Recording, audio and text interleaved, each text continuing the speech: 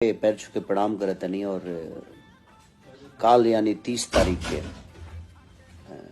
Gram बिथिनी, जिला रोहतास, हमारा अखिलेश बाबा के गाँव, अखिलेश कश्यप जी के गाँव में काल हम आवत तनी। वो सबके आशीर्वाद और प्यार लेवे खातिर बहन के शादी बा हमनी के।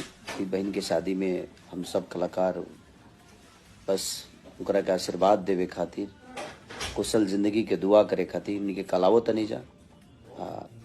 प्रोग्राम भी आदमी 1-2 घंटा जौन भी करे कोई तो कोशिश करी से वो सबके मनोरंजन भी करा दे। ग्राम बिथिनी, जिला रोहतास, 30 जनवरी 2024 यानी काल। तो हम आवत नहीं रहो सबके प्यार आशीर्वाद लेवे तो वो लोग नहीं, और अपन प्यार और आशीर्वाद वो बहन खाती बना के रखें और बहन के दी, ताकि ओकर जिंदगी ऐसे ही खुशहाल रहे।